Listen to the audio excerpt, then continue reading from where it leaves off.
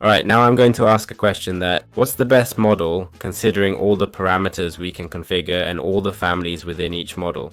Okay, within ChatGPT we have GPT-5 and GPT-4 mini. What's the best model overall? Well, there isn't one, okay? Each model has its price video, which means each model has its own functionality and capabilities. That's why they're called models and aren't all the same, got it? So for example, if we want volume and speed, we might consider a Google Gemini, right? X Flash or a 2.5 Pro with cache, okay? To get more volume, that could be interesting. If we want top-notch quality, a GPT-5 or Anthropic's Claude Opus 4.1 is the best, clearly. We've got it all, you know? I mean, don't think that some folks here might be hearing about these models for the first time, right?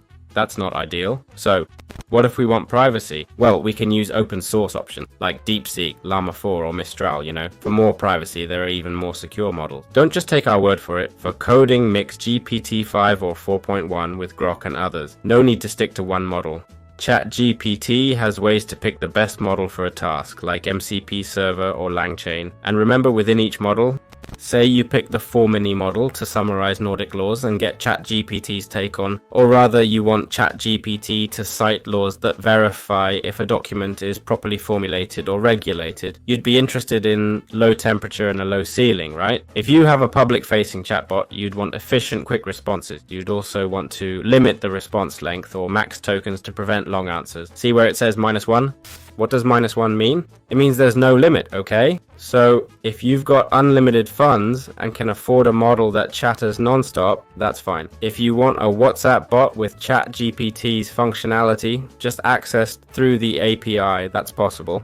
So you want to give an entire company access to this chatbot, letting everyone use the model without any limits on messages or tokens? What do you think will happen?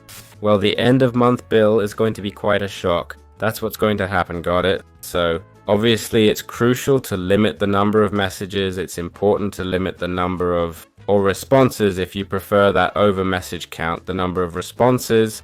It's key to limit token count for optimized answers, or sometimes it's not even necessary. You don't need to use ChatGPT all the time. If you're asking a yes or no question, there's no need to use ChatGPT to check it. There's always the option of using an if statement, right?